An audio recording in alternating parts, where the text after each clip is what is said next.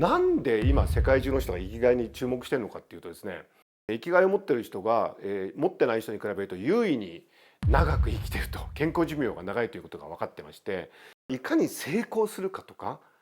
お金を儲けるかとか、生きがいってそうじゃなくて、例えばね、よく外国の方に驚かれるのが、新幹線が東京駅に着いた時に奇跡の7分間といって、クリーニングスタッフがものすごく素晴らしい仕事をして7分後にはもう発車できるようになっていると。あれがすごいと。でハーバードビジネススクールがそれをなんか調べて、で教科書にしたりしてるんですけども、あれがまさに生きがいなんですよね。でも逆に言うと僕にとってはずっと中学校の頃から英語の本を書くってことが夢だったわけです。最初にね、そのロンドンの出版社に自分の原稿を送った時はものすごいドキドキしてたわけですよ。俺の原稿って通用するのかなとか。何が秘密かっていうと、もちろん大量に文章を読んで大量に英語を聞くってこともあるんですけど、決め手はクオリアなんですよね。あ、生きがいという日本語が今世界的に大ブームになっています。で、この今動画を撮ってる時点で僕のその生きがいっていう本を英語で書いたんですけど、これがドイツで、世界第3位の経済大国ですよね。ベストセラーの1位を連続12週、ドイツ国内でだから最も売れてる本に僕の書いた生きがいというのがなっていて、僕自身もびっくりしてるんですけど、非常に多くの読者に読まれています。でこれからですね、生きがいについて、非常にみんなの役に立つような分かりやすい話で、それからちょっと深い話両方したいと思っています。あと、動画になんかいろいろコメント書いてくださってありがとうございます。すごく読んで元気づけられてますので、この生きがいの動画にもいろいろコメント書いてくださった。それがね、大学らしくていいですよね。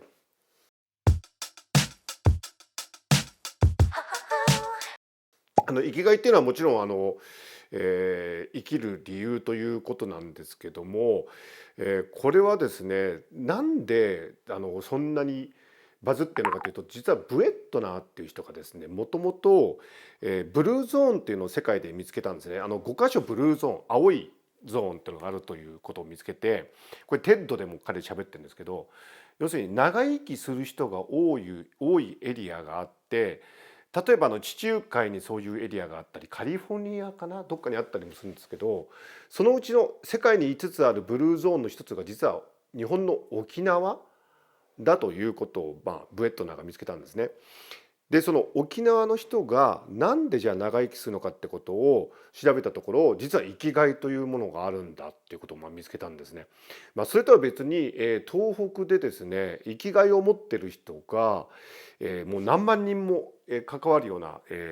コホートスタディっていうんですけども、それをやりまして、でその結果ですね、生きがいを持ってる人が、持ってない人に比べると優位に長く生きてると、健康寿命が長いということが分かってまして、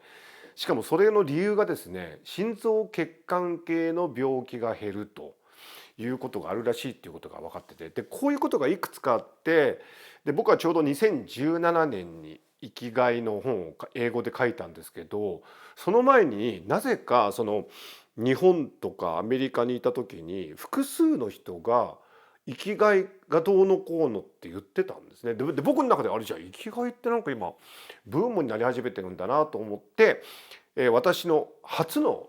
英語の著作として生きがいという本をロンドンの出版社から出したんですね。このロンドンの出版社はハシェットグループといってですね、大変大きな世界的な出版グループで、そのハシェットグループの中のケルカスという出版社から、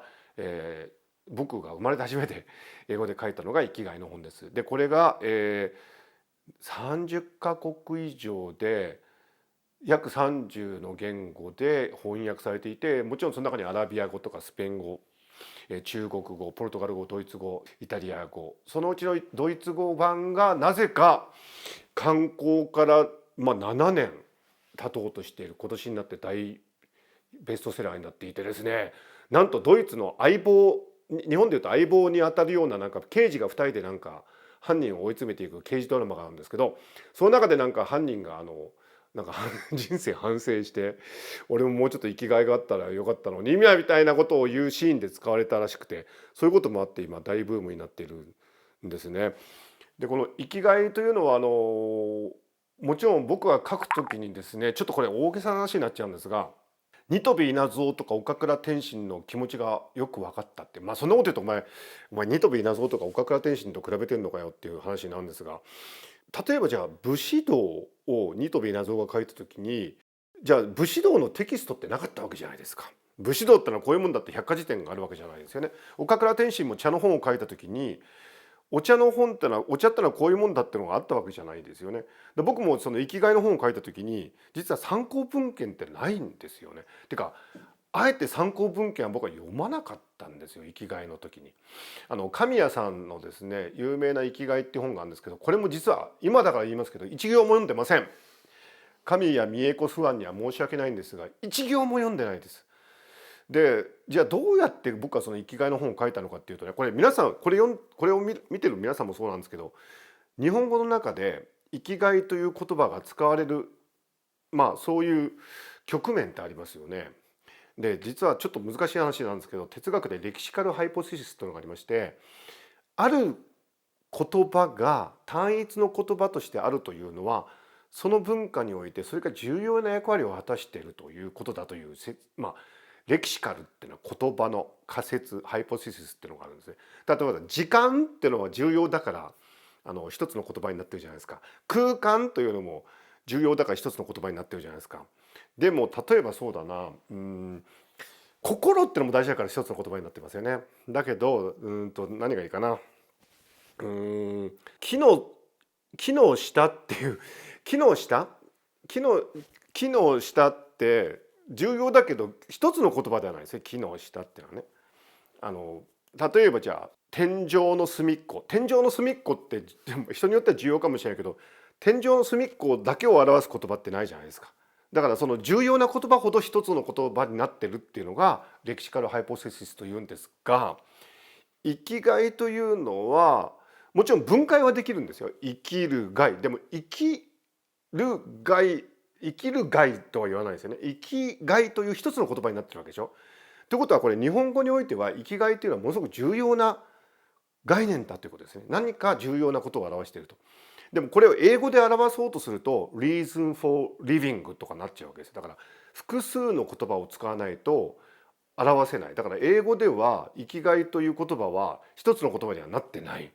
今だから生きがいというのが英語でもドイツ語でも世界的に生きがいは生きがいなんですけど、だからドイツ語でも生きがいという言葉を表す一つの言葉はない。ということは日本では生きがいというのは当たり前のことのように我々は使っていると。だからそれぐらい日本人にとっては重要なことであると。だから僕がその英語の本を書くときに参照したのは日本の文化そのものなんです。我々が当たり前のように思っているこの日本という国の中にあるさまざまな知恵というかいろいろな歴史的な経緯とかそういうことを参照にしたんですね。である意味ではだからその生きがいという本はトータル全部僕のフィクションという言い方はできるわけです。どこにもテキストないんですから。で僕はでも日本人として生きてきた中で、なんか生きがいって日本人ってこう感じてるよねとかこういうことだと思ってるよねということを書いたのが生きがいという本なんですね。でその過程で僕はすごく面白いことが分かって、なんで今世界中の人が生きがいに注目してるのかっていうとですね、実はその自己啓発本というジャンルがあって、アメリカとかだとそれたくさん売れてるんですけど、それはいかに成功するかとかお金を儲けるかとか、何かなんか生きることそのものじゃなくって、なんかそれ以外に目的があってそのために生活があるみたいな本が多いわけです。でそういうの別に日本にも入ってきてるじゃないですか。こうやるとお金がたくさん儲かりますとか、こうやって成功するとか。でも生きがいってそうじゃなくて、例えばね、よく外国の方に驚かれるのが、新幹線が東京駅に着いた時に奇跡の7分間といってクリーニングスタッフがものすごく素晴らしい仕事をして7分後にはもう発車できるようになっていると。あれがすごいと。でハーバードビジネススクールがそれをなんか調べてで教科書にしたりしてるんですけども、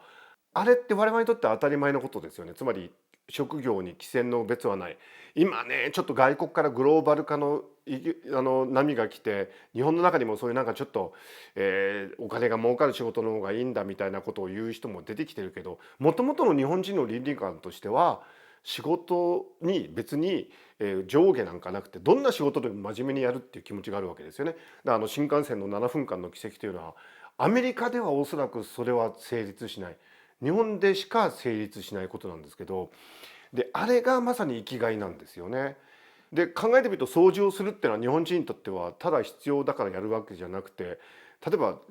お寺とかでお掃除をすること自体が非常に深い修行になっていて、でそれを通してひょっとしたら悟りを開くこともあるかもしれない。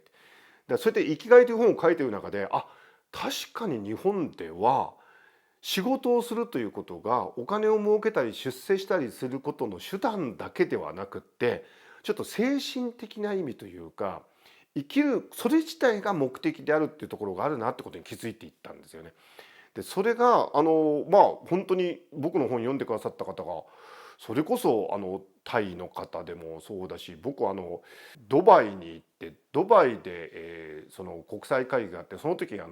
その生きがいの本のサインをさせていただいたりもしたんですけど、サイン会なんか一人も来ないだろうなと思ったら、もう100人ぐらい並んじゃってびっくりしちゃって、で彼らがだからものすごい生きがいという言葉の向こうに、我々日本人が気づかないような日本の魅力を、見てくれてるんですよね。それは本当に僕は嬉しいことだったし、なんか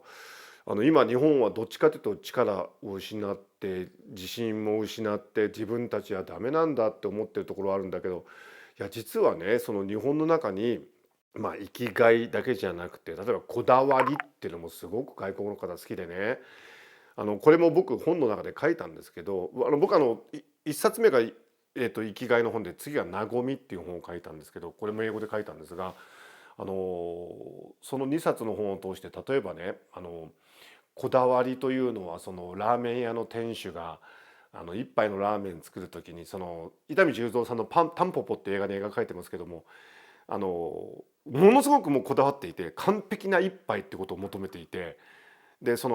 僕は英語で説明する時には、そのマーケットの期待を超えたものを出しちゃうって。だからそのラーメンなんてこれぐらいのもの出しとけば、これぐらいの値段でみんな納得して買えるんだからそれでいいって、そこまでそれ以上力入れる必要がないっていうのがある種合理的な考え方なんですけど、こだわりはいやもう私はこのラーメンのスープとか麺とか具とかまだ完璧があるはずで、逆に言うと客がそれが分かんなくてもいいんだっていうか、そういうところっていうのがですね、脅威なんですよね、外国の方にとっては。そういうことを僕は英語で書いて、世界中の人が逆に読んでくださってるっていう。で僕にとってはもちろんこの生きがいがね、あの日本の魅力を世界に発信するという意味において重要な意味はあったっていうのは嬉しいなと思うんですけど、でも逆に言うと僕にとってはずっと中学校の頃から英語の本を書くってことが夢だったわけです。で「This is a pen」から始めたんです。僕別に帰国子女でも何でもないんで。でずっと英語をやってて、ただ英語の論文を書くとかそういうレベルの英語だったら僕はできるんですよね。それは英語は得意だったんでずっと。当時の僕が大学生の頃にあった英検1級とか、国連英検特 A 級とかそういうのは全部取ってたんで、当時トーフルを受けたこともあるんですけど、すごく高い点数で、だから普通の意味での英語力はあるんですけど、そこから先が長かったんですね。皆さん分かると思うんですけど、日本語で書いた本を本として流通させるための日本語力ってのあるわけで、それは単に正しい日本語を書けばいいって問題でもないじゃないですか。僕はその2017年に出した本の中で、最初にね、そのロンドンの出版社に自分の原稿を送った時はものすごいドキドキしてたわけですよ。俺の原稿って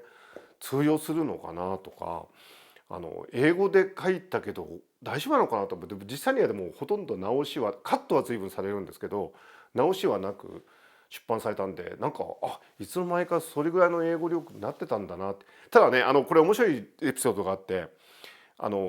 英語圏では「Editor is always right」っていう、これ柴田元幸さんなんかも言ってるんですけども、翻訳をされてる柴田元幸さんですね。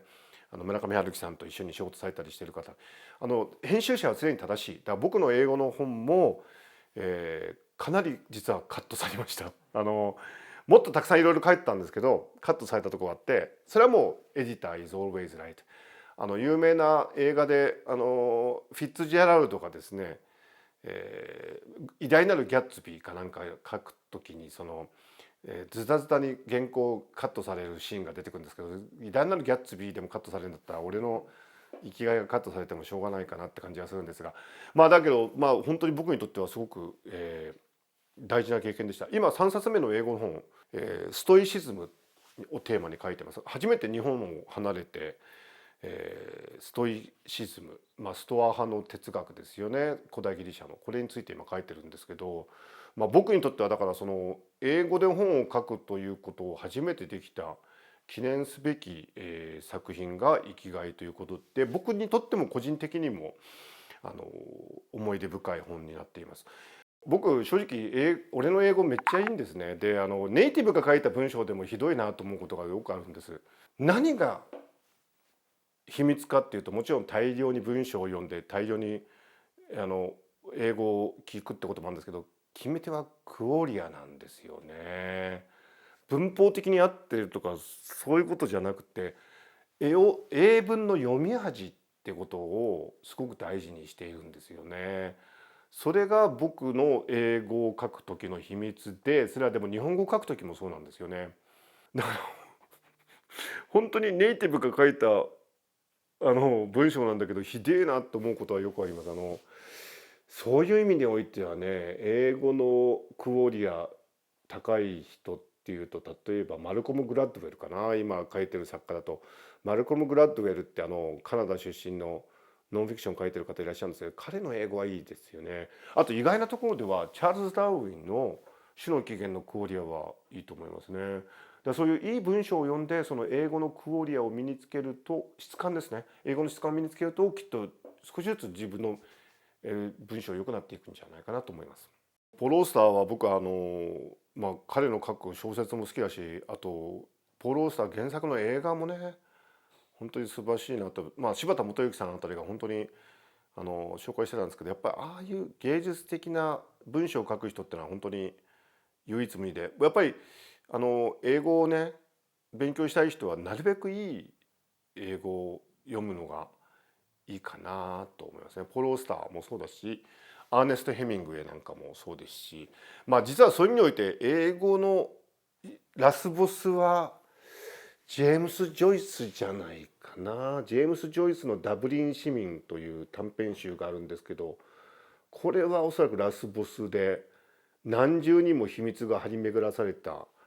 パズルのような文章なんですけど、ポール・オースターのやっぱり英文というのは一つの基準になっていて、実は皆さんも好きな村上春樹さんの世界的な名声の秘密は、僕は村上さんが徹底的に英語のそのあたりの優れた作家を読み込んだところにあるんだろうなと思っています。和みはですね、The Way of 和み、和みの道ということで、これは一見対立しているように見えるものをうまくまとめ上げる、これが日本の和み。もともとだから大和とか和みって最も日本において重要な言葉なんですよね。実は全ての日本の価値は和みから生まれてるって言ってもいいと思うんで、今例えば世界的に流行っている金継ぎという壊れた器を金継ぎして直すっていうのもあるんですけど、これも壊れてしまったっていう状況と自分を和ませるっていうか両立させるということで、実は恐れ多いことでございますが、和みということを一番実践されているのは天皇家ですね。どんなその時々の、例えば織田信長にしろ、豊臣秀吉にしろ、徳川家康にしろ、どんな人が世俗的な権力を握ったとしても、天皇家は常にそこと和みの関係にいらっしゃると。だからこそ日本の天皇家というのは世界で最も長く続いている王室になっているわけなんですけども、和みというのは本当にそういう意味で言うと日本という国の最も根幹に関わる思想だと思っています。でそのことを書いた本が「The Way of 和み」で、これ実はドイツでは生きがいに続いてベストセラーになってまして、生きがいに続いて和みも国際的なバズワードになる日も近いのかなと。一つね言っとくと、日本だと意外と本って生鮮食料品みたいにすぐ忘れ去られちゃうんですけど、ドイツがね僕の本が出てから7年後にベストセラー1位になってるのと見ても分かるように、実は海外での本の売れ方っていうのは息が長いんですよね。ですのでそのフランチャイズっていうんですけど、例えば JK ローリングの「ハリー・ポッター」っていうのはずっと続いてますよね。あれがフランチャイズっていうんですけど、生きがいは完全にフランチャイズになっていて、ずっと生きがいっていうのはおそらく10年後も20年後もあの売れ続けるんだと思うんですが、なごみも生きがいに続いてフランチャイズになればいいなと心の中では思ってます。私はその今東大に研究室がありまして、共同の集団知能、コレクティブインテリジェンスという、研究をやってるんですけど、池上隆さんという人工生命やってる方と一緒にやってるんですが、でそこで実はその生きがいということも研究しています。これは今度は科学的な、概念としてですね。でこの科学的に言って生きがいって何が面白いのかというとですね、これはちょっと難しい話になっちゃうんですが、まずグッドハートの法則ってのがあります。このグッドハートっていうのはイギリスの経済学者なんですけど、ある基準が目標になるとその基準はもはやいい基準ではないっていうのがグッドハートの法則なんですね。ですから例えばそうですね、もともとグッドハートは為替相場、今、このビデオを撮ってる段階では円安がものすごく問題になってますが、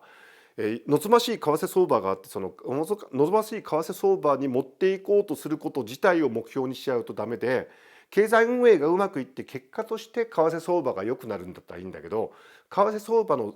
値自体を目標にすると良くないっていうのがグッドハートの法則なんですね。だから似たようなこととしては、例えば一生懸命好奇心に、溢れて勉強して、その結果偏差値が良くなるっていうんだったらいいと思うんですけど、偏差値自体を最初から目標にしたらおかしなことになってしまうと。あるいは女性にモテたいっていう男性がいたとしますよね。とにかくだから女性にモテることが目的っていうとこれは変な話になっちゃうんで、そうじゃなくて普通に人と向き合っていて、結果としてその人とお互いに好きになるっていうんだったらそれはいいわけじゃないですか。でグッドハートの法則ってすごく生きるってことに関係することだと言われていて、今実は人工知能と人間の関係の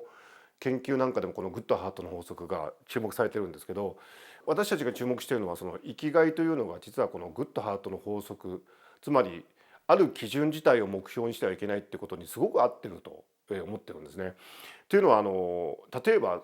お金を儲けるとか社会的な地位を上げるということを目標にして努力するって、これはもういろんな自己啓発書が書いてきたことなんですけど、それってでもおかしいですよね。そういうことをプロクシ、これもちょっと日本語になかなかない概念なんですけど、プロクシゴールズ、プロクシっていうのは代わりのっていうか仮初めのっていうんですかね、その本当は別ので大切なことがあるのに、仮に例えばじゃあお金を儲けるとか社会的な地位があるとか、そういうことを仮のゴールとしてやることをプロキシっていうんですけども、下手をすると人生の多くのことはプロキシのゴールになっちゃうんですね。でもところが生きがいというのはまず自己言及的なんですよね。生きる目的、生きる理由ってことですから、それってある意味ではトートロジーで何を言ってるか分かんないんですけど、でも逆にだからこそ生きがいというのは人によって違って、朝散歩に行くことも生きがいかもしれないし、コーヒーを飲むことも生きがいかもしれないし、そのブエットナーが出してた例は沖縄で釣りをして孫娘に魚を食べさせてあげるのが生きがいだって。人によって生きがいって違うんですけど、それは仮初めのゴール、プロキシのゴールではなくて、お金とか社会的な地位とかそういう仮初めのゴールじゃなくて、生きること自体が楽しいというその自己言及的な構造があるからこそ柔軟にできるという。でこれが実は持続可能な、SDGs な生きるか、基準だとかですね。それから人間と AI も AI に目標を設定するとそればっかり AI は追求しちゃうんだけど、そうじゃなくってもっと柔軟に生きるということに、これアラインメントっていうんですけど、寄り添うような AI を作るためには実は生きがいということが役に立つんじゃないかと、そういうことに注目して今研究しているところです。ですからもともとね、生きがいは本当に生きがいを持ってる人は長生きするとか、日本の文化の固有な素晴らしいところであるっていうところからスタートして、で僕はたまたま英語で初めて書く本になって、そしてそれがドイツで12週連続3ヶ月ですよね。3ヶ月連続で1位になっちゃったわけなんですけど、びっくりですよね。そういうこともあったんだけど、今それを超えて実は科学の概念、特に人工知能と人間の関係とかそういうことを考える上でも大事な概念になり始めていて、そのあたりを私は今研究しているところです。皆さんもぜひ自分の生きがいを大事にして、特にね、かりそめの目標、偏差値とかお金とか